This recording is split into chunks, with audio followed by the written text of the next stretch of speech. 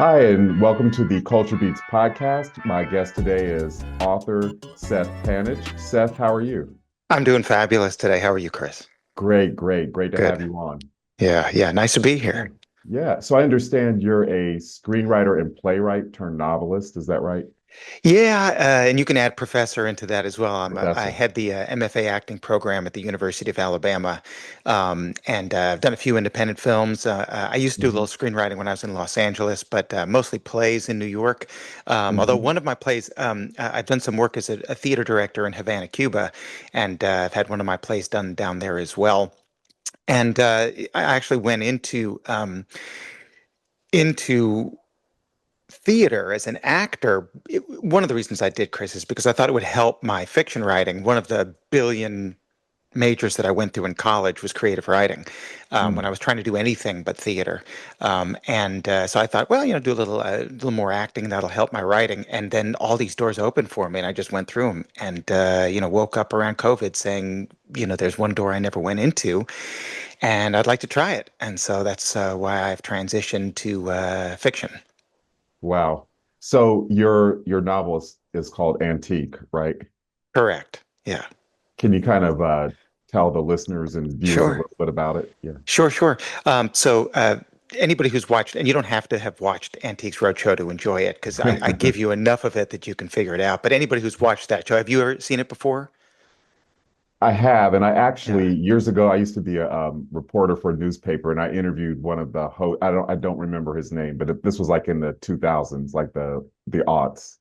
Oh, that's great. Yeah, Yeah, that's yeah. that's pretty much, that in the 90s are a lot of the shows that I was kind of grew up on, and Okay. always loved it. It's not that I was ever into antiques, it's just that Mhm. I'm obsessed with people that really know their stuff, and Yeah, listening to, they're like walking encyclopedias with all this information. I just love it. yeah. And the people are kind of kooky too. There's something to watch. But anybody who watches that show knows that everybody brings um, their cherished, grandmother's wedding ring, whatever, to them, and they want to know what it's worth, some old Mhm. painting. And really, when I'm watching it, I don't think that's what they're asking. They're really asking, what am I worth? Because Yes. they associate themselves with these things. And so our hero, Grace Schaefer, has lost the meaning of what is she worth. She was one of the main appraisers on Antiques Roadshow, loves her job, loves her husband. He's the host, and he loves his assistant, and they have an affair. And she's sort of humiliated and forced off the show. So she finds herself galloping a pace towards 50, which is not great for anybody, and particularly a woman. And she's without her job and without her husband. Her father's just passed, and he's like her guiding North Star. He's this bigwig in the art history world, academia. And so she's left with a mother that mystifies her a little bit, as mothers sometimes do, at least mine did. Mhm. Mhm. And she's probably going to listen to this, so I apologize, Mom. But you do. And she goes to one of these regional antiques roadshows in the middle of nowhere. And they have these all over the country. And she finds this necklace, this old beaten up rock. And what she finds is when she wears it, she can't tell people that grandma's, say, ring is only worth 50 bucks. She tells them it's worth 5,000, and she's terrified she's going to get fired. But when she goes to auction, those people go to auction, it sells for exactly the amount that she says it should. And so this piece gives her the ability to set the price of things based on the emotional connection that a family has with it and what their family means to them, not what the market says.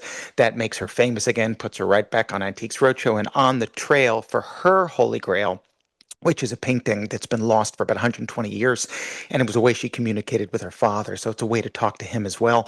But the question, of course, that she really has to face is the worth outside or inside? What is it worth? What am I worth? And that's what the piece is about. Wow, wow. So how did you get the idea for the story? Well, I was actually on the treadmill staving off age myself, and I was watching one of these episodes, and you may be familiar with this one because it's from about the time period where you were watching it. There's this older Mhm. gentleman, and he comes in with this old beat up blanket, and I think it sat over a chair or something, in the family room, Mhm. Mhm. and it was from his grandmother. He just wanted to see what it was worth, and they told him it's a Navajo chief's blanket worth $500,000. Wow, Yeah. wow. And the guy just sheets of tears start coming down his face. And what he Yeah. keeps babbling is my grandmother, my grandfather, they were just poor farmers. And that's when I really saw that he was he was crying not because of the 500 grand. He was crying because someone was telling him his family's history was worth that kind of fund. Yeah. And that's where I got the idea. And I thought, isn't it beautiful that we have people and organizations that do this for us? Hmm. And Hmm. on the flip side, I thought, isn't it sad that we need it? And Yeah. so Yeah. that's where I got the idea. And I wanted to create a story where someone had the power to do that for people and ultimately do that for herself, and find a way to maybe be able to do that without those training wheels, and Right. make that transition. But I'm also fascinated with people who, and all my stories really have this, Chris, somebody who's at rock bottom, and it could be Hmm. for good reasons or bad reasons, but I love to see people climb out of that. Hmm. I love that redemption story, probably because I've had to go through that in my life, and I know a lot of people that have, and Hmm. so those are the characters that I'm drawn to, and so that's how that idea morphed into this story. And I know you said you grew up watching Antiques Roadshow, but did Yeah. you do any kind of research into the whole, world of antiques and the appraisal Yeah, process? I had to. I spent, gosh, maybe like 3, 4 months doing it. So Uh-huh. what I love to do, Chris, is buy a million books first, because Yeah. I don't know, maybe maybe it gives me confidence that I Yeah. got all these books, so I must know something, whether I open them or not. You Hmm. think they're going to osmotically come into you at night. Yeah. So Yeah. I bought a bunch on antiques, so I could learn, how they're valued and how they're appraised. I Hmm. bought the same books that antiquers use, although now they just go online, but the ones they used to use to be able to value objects. And I spent a lot of time researching the people that do this. There are a couple Hmm. of great books and biographies and autobiographies of great appraisers. Hmm. And so I wanted to study. What I got out of that was how the guests aren't the only ones who feel rejuvenated by this, that they're seeking that too, that undiscovered gem really does Hmm. something for them. And it's also they get to touch history, so they're all historians. So I did some research into that, did a lot of research into Antiques Roadshow, and I didn't just watch the guests. What I watched was the B-roll. So I really liked watching, Hmm. when the host is talking over something and Sure. just Uh-huh. seeing how the cameras move. Yeah. And I took a lot of pictures of that on my iPad just to see how they use those close-up cameras when they're in medium, when they're in full, and Hmm. when they use that crane camera to come in when someone starts to cry and Hmm. they zoom Hmm. right in on them. So I really want to get a sense of the drama. And also, I did a lot of research into Sotheby's, and Skinner's and the auction houses in the Northeast, because I knew I wanted some climactic scenes in there, and I really wanted to get a sense of that incredible drama in those rooms when people are throwing out obscene amounts of money that they don't even have to get to complete themselves with this piece of art, to become art, in that Hmm. moment, and to see how those auctioneers can manage a room is incredibly powerful. And so I wanted to make sure I was able to do that in the piece. Right. And I was reading your bio, and you were talking about how there's magic in older things. Can you kind of elaborate on that? Yeah, hopefully there's magic in me, right? Um, um, I I think there's magic. There's magic in us as we age, and I've been to probably like 17 stops on my tour so far, book tour, and some Hmm. of them have Hmm. been events, and some have been like signings at Barnes and Noble. And Yeah. there's something about a signing which I really love because people don't know about the book at all, and to be able to talk to them about it and get them excited. But I talk to a lot of older readers about the magic of getting older, and they all kind of look at me askance, like, "What are you talking about, youngin?" Right? Even though I feel pretty old, I have a birthday Thursday, and what I tell them is, yeah, the body isn't young, right? And the Hmm. body isn't at Hmm. its best, and your heart may not beat at its best, but it loves at its best, and it hates at its best, and it does, Hmm. the wisdom that we accumulate over a lifetime, I think Hmm. is magic. The Hmm. summation of that Hmm. takes us to, and I'm not talking religiously, but takes us to a spiritual place which connects us in the world in a way that religion does sometimes for Hmm. some Hmm. people, and that to me is magical. That ability to be in intense community with what makes us human is, I think, Hmm. what age does for us. Hmm. And it allows us to see things differently too. Certainly, we look at a sunset differently when we know that there are a finite number of them to watch Yeah. that Yeah. we do when we're younger, and we just think they're going to be Yeah. that way forever. And the way that we look at our loved ones and our lovers, Hmm. I think as you get older, there's a greater appreciation if you're in the right relationship with what makes that person special, and maybe even what makes you special. Although I think that's tougher for us to see. Hmm. But I also think that there's a magic as we get older in simple things that we Hmm. didn't appreciate when we're younger, such as, and I talk about this a lot, just the touch of your hand to a lover. There's like something Hmm. electric that happens there. And it's something you have when you're really young. When you're 13 and the first handhold is like, oh my God. It's Yeah. like, it Yeah. doesn't get better than that. Just wait, it will.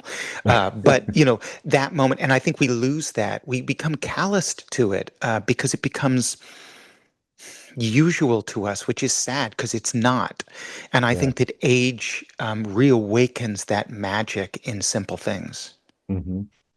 Yeah. Yeah. Well, happy birthday in advance. Thank you. Yeah. Thank Yeah. you.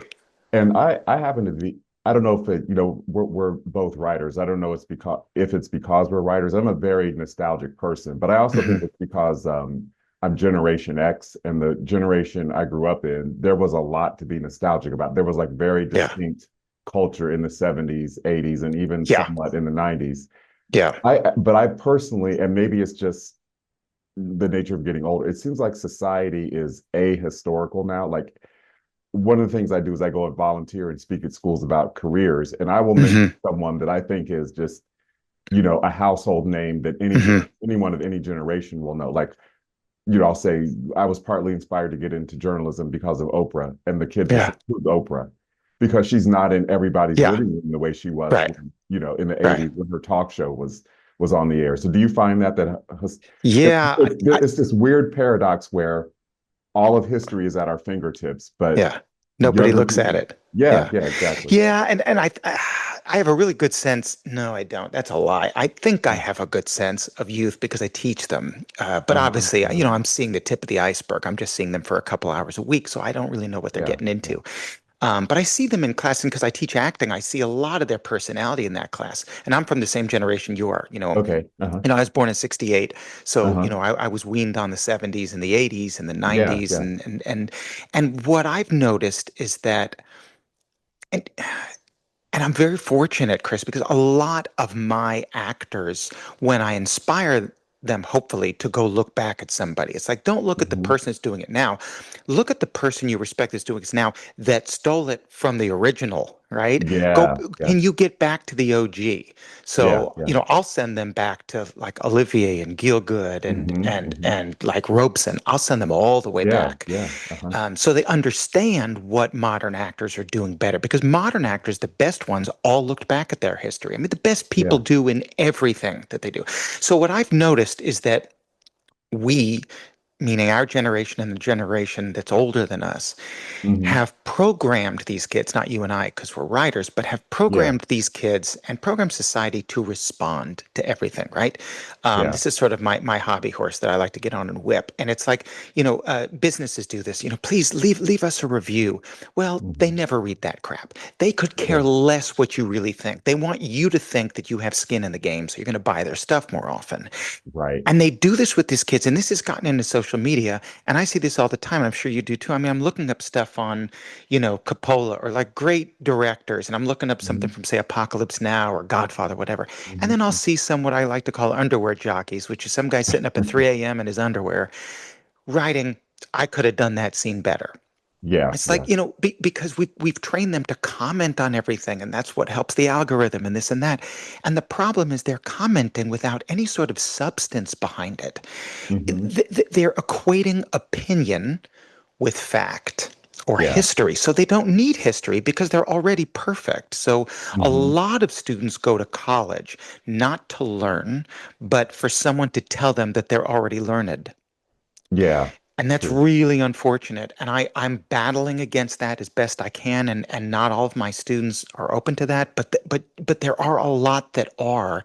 I just don't know if academia is asking them to do it because they've become customers to academia and they've got to bring in a certain number of students. So Yeah. there's still professors out there that are they're trying to toe the line, but I don't think it's a losing battle, but I think we're on the short end of this stick. Yeah. And you mentioned in researching antique that you bought physical books rather than going online, how a lot of antique experts Hmm. do now. I personally think, and I'd like to get your perspective on this, technology is sort of a double-edged sword because there's all this information at our fingertips, as I was saying earlier, but you have to seek it out. And I remember when we were kids, when we were growing up, there was all that talk about don't sit in front of the television, it'll, Hmm. rot your brain or whatever. But I was a TV junkie when I was a kid. I was a latchkey kid and I was a couch potato.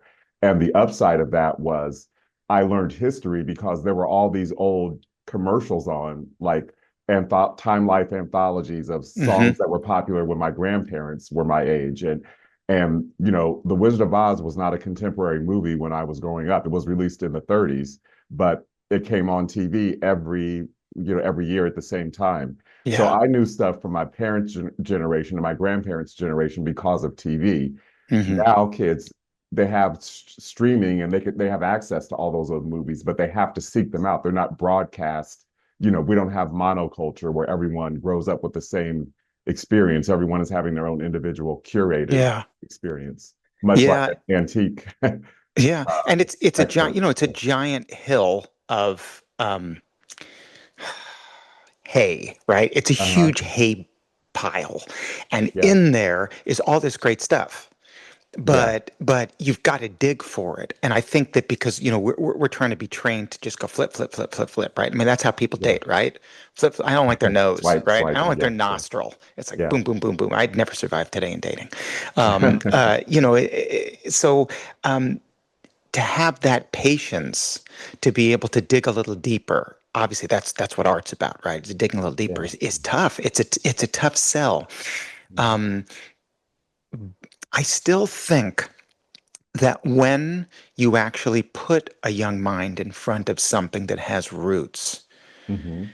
something, if it's great material, something lights up. And I've noticed that on the book trail. And I'm a pessimist when it comes to the generation that's coming up now. But there's a lot of youth in bookstores. And it kind of shocked me.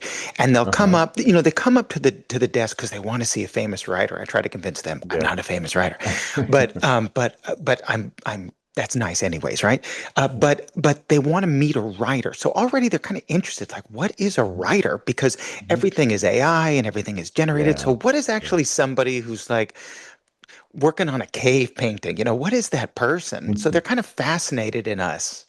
Mhm. And when I start telling them about the book, they've bought it. Like young girls and boys have bought like the hardcover with Mhm. with very little spendable money. And Mhm. it's first of all, it's such an honor, but it also is really inspiring to me that there is a generation coming up that is interested in it. Um, I think that eventually diamonds come through the rough. But you're right. It has to be. They've already walked into the bookstore, so already that's a small percentage of the population. So I am talking about Yeah. a splinter of what's out there, Mhm. and maybe that means we've got to get out there more, and Mhm. we've got to reach them when they're younger. But I'm seeing lines at Barnes and Nobles Yeah. Yeah. of people buying hardcover books. Mhm. And I Mhm. talked to somebody at one of the Barnes and Nobles. I can't remember whether it's maybe in Knoxville or something. And she said, yeah, she's seeing a huge uptick in people not just coming in and drinking coffee and seeing what books they're going to get on, Mhm. to listen to on Audible, but really leave with books. Yeah, yeah. I live in Columbus, Ohio, and the Hmm. Columbus Book Fair, which is, I believe, coming up in June, it's always packed with, and Hmm. not just with older people, with young families, with young Hmm. children, and like you said, young people in their teens and 20s. So there seems to be a hunger for tactile, physical books. But then Yeah. there's this weird dichotomy of the publishing industry announcing its own death all the time about how Yeah. everything is shrinking and there's Yeah. been all this consolidation and publishing is dying. It's just weird. It's, Yeah. those two realities don't square up. Well, and if publishing dies, people will still put their books in stores. They'll just independently publish and they'll hybrid Yeah, yeah. publish, I Uh-huh. mean, it's like people saying, well, theater's going to die. It's not. I mean, even if the theaters can't afford to do theater, people are going to Yeah, do it, right? I mean, these things are cyclical, as you know, and so there's yeah. going to come. There's always that. For some reason, the movie that's coming up to me now is the Cable Guy. You ever see the Oh yeah, Cable with Guy? Jim Carrey. The Yeah, yeah. last scene where because Jim Carrey, spoiler alert for anybody who's going to watch it for some reason, Too falls soon. down. Yeah. Yeah, yeah. Yeah. Jim Carrey falls down and he Yeah. shorts out the satellite, and so everybody's TV goes off.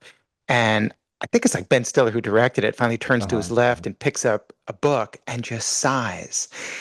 There's something every night, I am obsessed with sports cars and running shoes because I'm a running fanatic. And so I'll watch Mhm. those videos.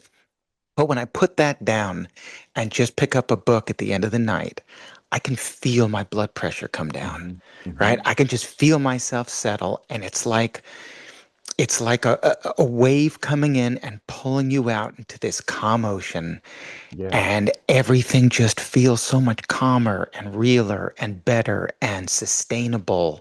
Mhm. And I think that people will come back to it, just like at the end of Cable Guy. I mean, there's people will always come back to it. And Mhm.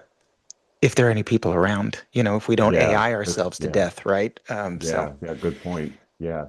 So do you plan to write any like make Antique a series or write a sequel or it's interesting. I never thought of it as a sequel, and it uh really struck it home to me when I got to that last scene. For mhm. me, there's definite closure.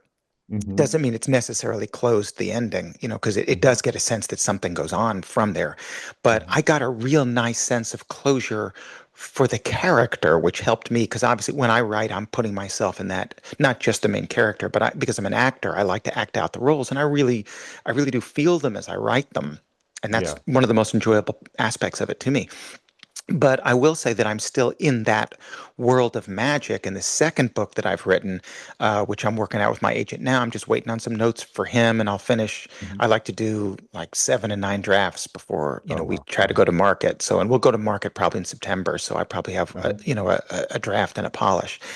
But I'm also working on my third, and that also has some magic to it. Although each of them is getting a little darker and darker as I go. So my big love is horror. So I don't want to just jump Wow. into it, but I'm hoping eventually I can get in there.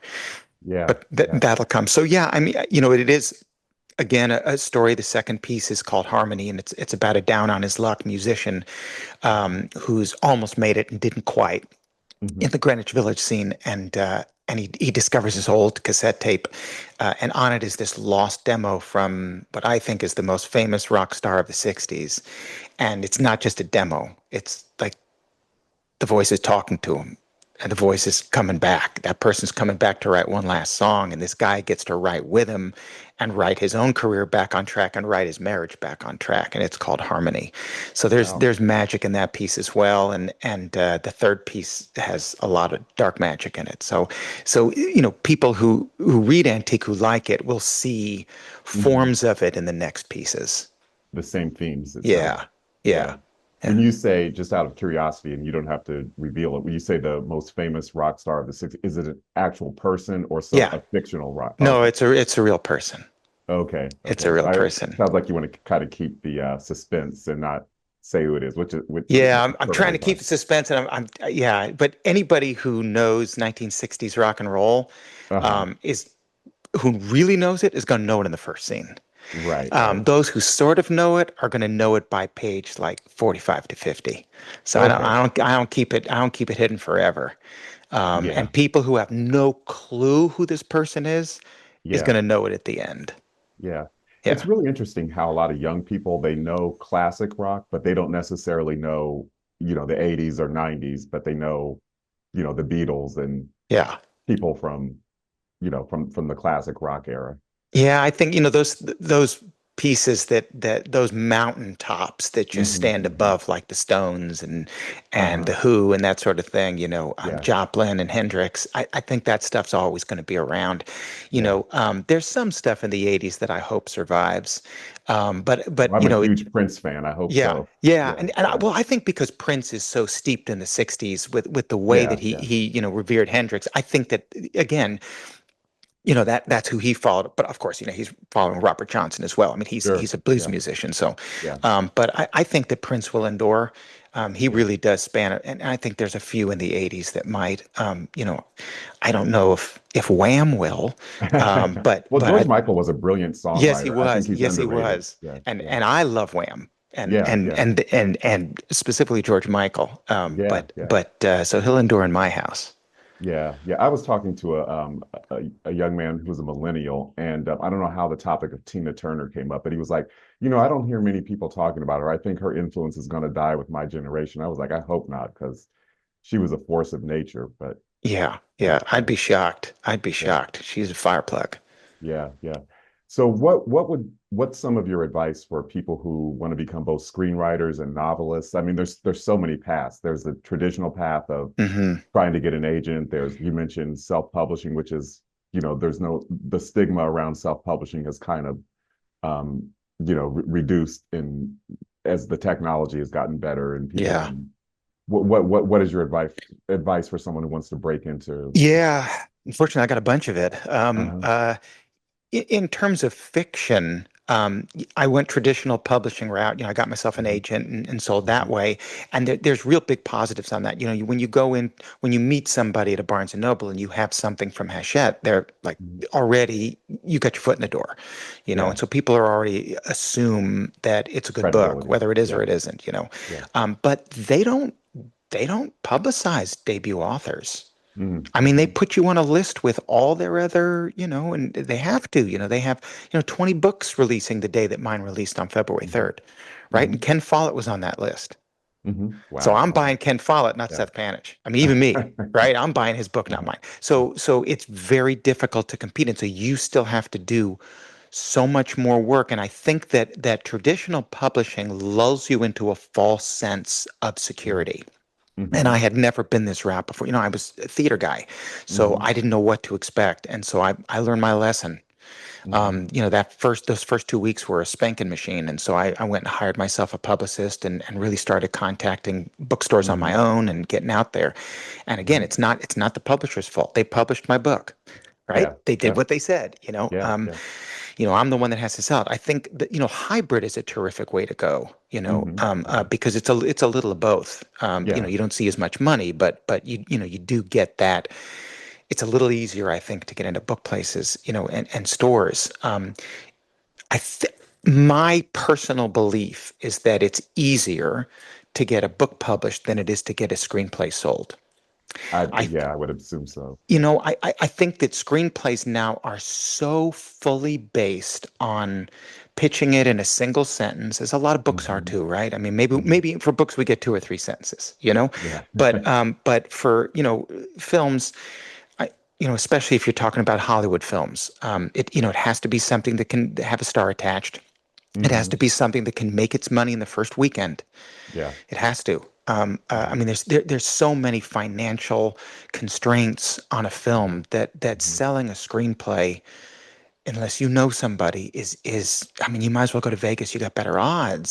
Yeah. What I would say is the best way to break into Hollywood or Hmm. independent film or anywhere, Atlanta market as a writer is to create your own opportunity, is to make a short that gets a nice play in short festivals. The main festivals now for us as independent filmmakers, you can't get into them anymore. You can't get That's into right. Sundance, you can't get into North by North, South by South by Southwest. South. Yeah. Yeah. You can't get into any of those Toronto. now. Yeah. Yeah. You can't get into those. It's a Yeah. joke, Hmm. because that's where Hollywood is. Because Yeah. Hollywood's trying Yeah. to build buzz for that first weekend, right? Yeah. So we can't compete. Hmm. But they still go out. In fact, my first film is called Service to Man, Hmm. and it was loosely based on my father's experiences. He was one of the first white students at Meharry in the 1960s. Oh, wow. Uh-huh. Yeah, it's a really neat Meharry story. is a traditionally black medical college, right? Yeah, yeah, and Mhm. they just, I think a year or two before it started taking white students, Okay. and so he was one of the first, and so talking about fish out of water for him, kid coming out of Brooklyn, right, big Jewish Yeah. area, and for them, I mean, both sides, right? Obviously, they studied all the time, so how to make up a story, but that piece we played at a bunch of great festivals, and one was uh, the American Black Film Festival in Miami, and that's Uh-huh. not, like Sundance, but we had Hmm. a bunch of offers after that for distribution. And my second film got The Coming got its distribution. It came out in April, and that was distribution out of a nice small terrific festival. So I would say Hmm. if they really want to break in as a screenwriter, write yourself a great tight short film, right? Hmm. Hmm. An hour and 18 minutes long, right? So Hmm. 80 something pages. Shoot Yeah. it and make sure that story is just bulletproof. Hmm. And that's the way you've got to build worth in what you do, and it can't just be on the page anymore. Yeah. That's my experience. For novels, it's different, and Hmm. and and it is what's on the page. It's got to be in your first 10 pages Yeah. because no one's going to go past those 10, and most people don't go past the 5, but you've got 10 pages usually to lock somebody in. And there's so many books that are being released all the time that they do look, and they'll look at your 3 sentence. Hmm. So what I did, this Antique I consider my first book, but there was an book, like Hamlet, right, this first Hmm. pass, and it was just a rough take on on sorry, it's my meditation bell if you hear that. It was a adaptation of my screenplay for The Coming, and so I knew the story really well, and I knew I could write it as a novel. Hmm. So I wrote it. It's not really a novel, but at least I wrote 400 pages to get it Hmm. done. I Hmm. sent that out to 106 agents, and I got 106 rejections. Wow. But about 85 of them were incredibly nice and kind and supportive, and Hmm. probably 50 said, "Love the writing. Let me see your next book." Wow. And that told me that that's very different than the screenplay world and very different than the theater world for plays, these people will look at your one page. They may not get past the first sentence, right? But if you can get them on the first sentence, and you can get them through that first page, they may Mhm. ask for 10 pages. And to me, Chris, that's a really good sign for people who are going into this industry. But Yeah. you can't just send out what you think is great. I mean, you have to send out something that they can make money on, and that's sometimes that's tough in our minds. But you've got. I mean, we got to be realistic. No Yeah. one's going to buy your bleeding heart. No one cares. Yeah. You know, it's got to be a compelling story, or thank God, it's got to be funny in this Yeah. world, uplifting, or whatever it's going to be. And I think that still sells. Yeah. Well, Seth, it's really been fascinating talking to you. I really Hmm. appreciate you taking the time out to speak with me. Of course, it is a pleasure. All right. Take care. Thank you. Take care, sir. Bye bye. If you like this video, please leave a comment, share it, and subscribe to my channel.